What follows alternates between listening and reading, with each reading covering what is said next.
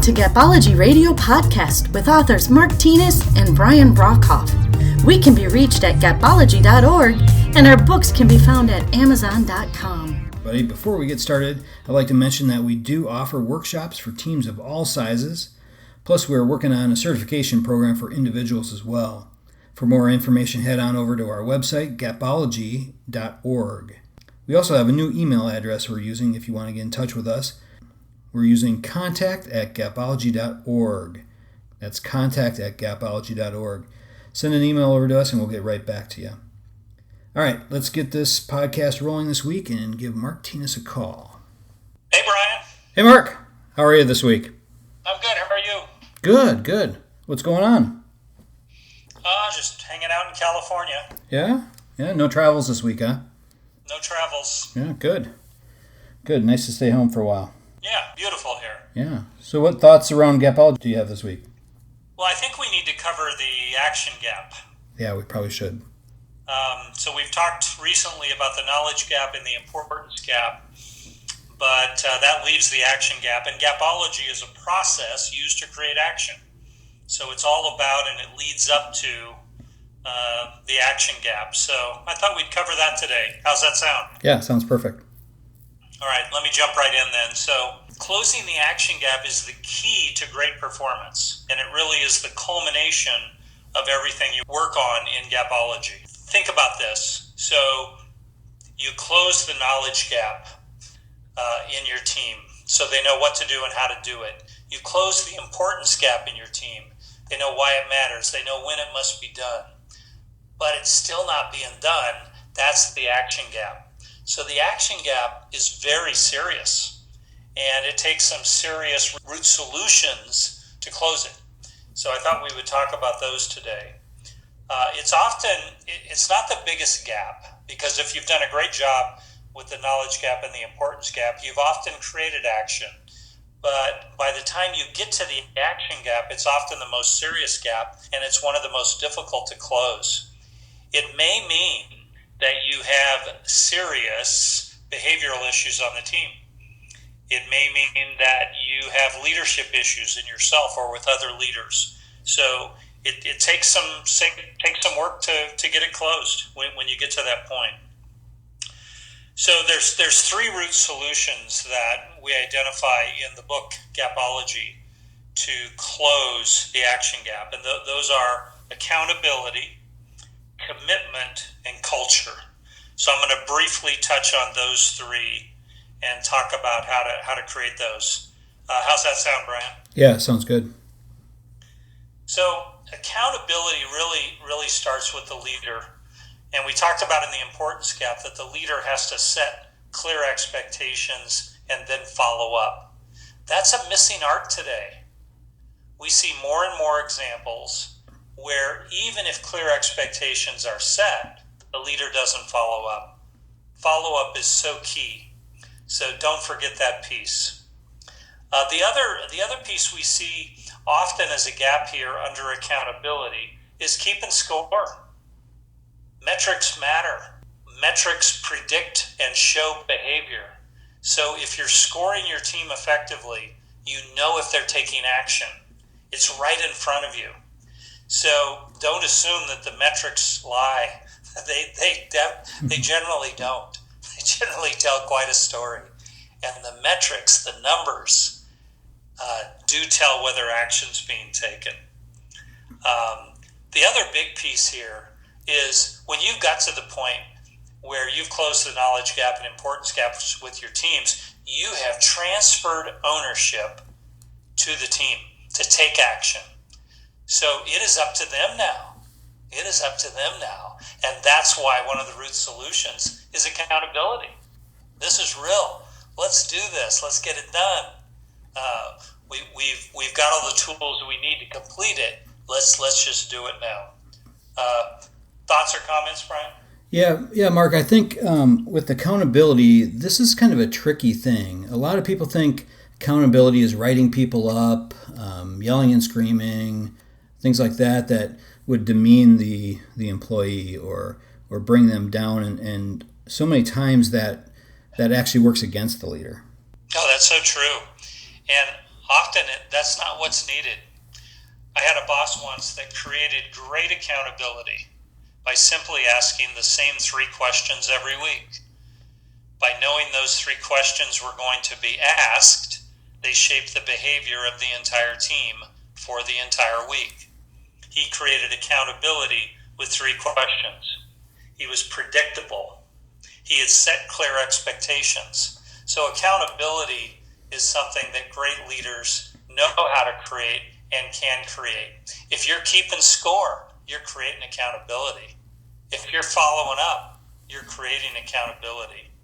So there's so many ways to go after this. So that's a great point, Brian. It could get to the point where you would take disciplinary action, but often it's not needed.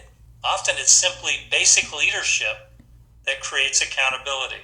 The next root solution is commitment. If the leader shows great commitment, the team will generally fall in line and follow that lead and be committed. The leader's commitment matters. If the leader's very casual about results and about achieving action, the team will be as well. So often the leader's commitment, which everyone sees, by the way, it's pretty evident. Right, yeah. For any of you that think you're hiding out there, no, your team sees you. They know what matters to you. They know what doesn't matter to you. So your commitment is always on showcase. So show a high level of commitment, express a high level of commitment, and your team will have commitment. When you interview people to join the team and when you interview people to be promoted within the team, you should be looking for commitment to the things you believe in. People that are committed to things will often be committed to the things that matter to you as well. So commitment, not only on your behalf, but as a trait in the people that you look for, that you promote, and that you bring to the team, is a big deal. And commitment creates action. Thoughts on that, Brian? Yeah. I think when you set great expectations and you create accountability, the next piece to that really is commitment. They really build on top of each other. Yeah, exactly. So the last piece, and one of the biggest ones, is culture. So Gallup did a study, and they found that top performers do not like to work on teams where the team is not committed to performing.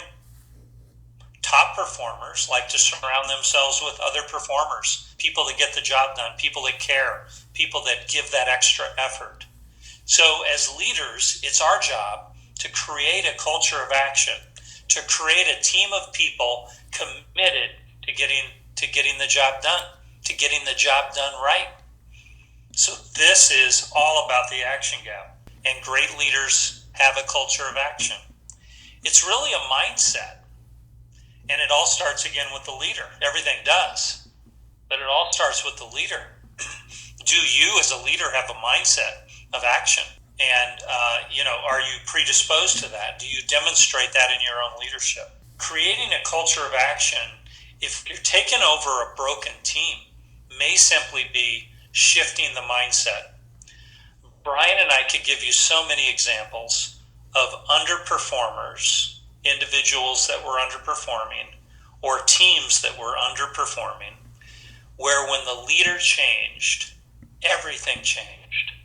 And the underperformers on that team, you may call them C players on an ABC scale. C players became A players because of a culture of action. They suddenly were part of a team where action and performance were expected. They were part of this culture, and culture creates an energy that others gravitate to. And true underperformers will run away as quickly as possible. They don't want to be part of this culture of action. It's too much work. Yep. So the culture of action is a big deal. And it's a mindset change for some teams, a mindset change for some leaders, but it changes everything. So at the end of the day, action is created through leaders creating accountability, leaders demonstrating commitment and requiring that from their team, and leaders creating a culture of action and really energizing that culture to where everybody wants to be part of that. And that creates a top performing team. So that's the action gap, Brian. Yeah, something I was thinking about with culture here. So culture is always being created. So if you are a strong leader, if you're a winning leader, you create a culture intentionally. You create a winning culture. If you don't, culture is created without you.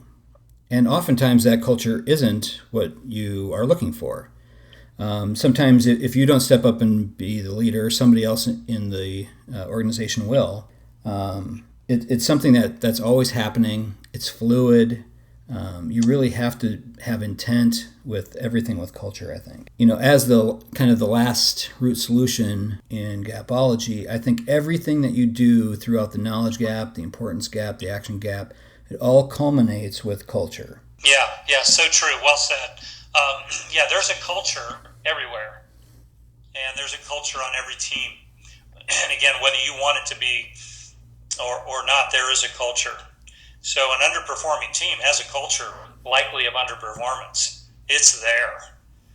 So leaders often will inherit an underperforming team, and they have to change that culture. Likely it's changed through their leadership initially, but then it's also changed by changing the culture of the individuals one at a time.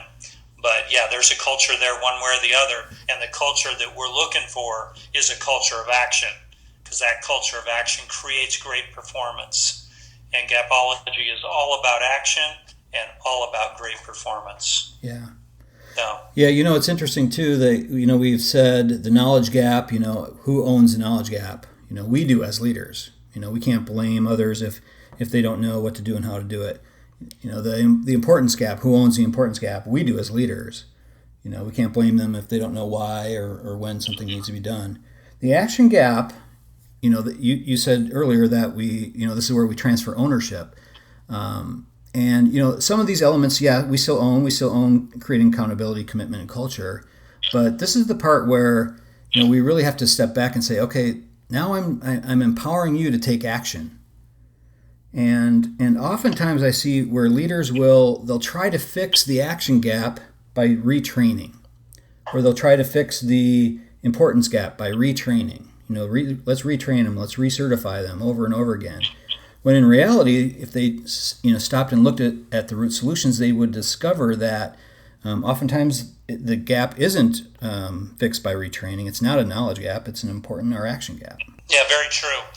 Yeah, I don't know of a great team where some of the players didn't have to go away. Not everybody on the team is up for greatness. It just doesn't work that way. You may be able to assemble a team of great players, but at the end of the day, you as the leader have to create a culture of action and ensure that the team that you have put out there on the field is the right team, and that they're as committed as you are, and that they take action and take the right action. So although this one is a transfer of ownership to the team, that leader still owns that accountability piece, that commitment piece, and that culture piece, and those are huge, and they won't come from anyone else. A great discussion, Brian. Thank you for the time today. We're going to shift gears next week, so look forward to talking to everybody. Yeah, thanks, Mark. Yeah, I think we went through Gapology pretty quick, and we gave everybody a good foundation. In the future podcasts, I think we'll dive a little bit deeper into these and share some other discoveries that we have as well. Okay, terrific. Thanks, Brian. All right, thanks, Mark. Have a good week. We'll talk to you soon. All right. Okay, that wraps up another podcast for this week. Remember, if you're interested in having one of our coaches work with your team, check out our website at gapology.org, or just send us an email to contact@gapology.org, and we'll get back in touch with you. Everyone have a great week. We'll talk to you soon. This has been a Gapology production. Visit us at gapology.org.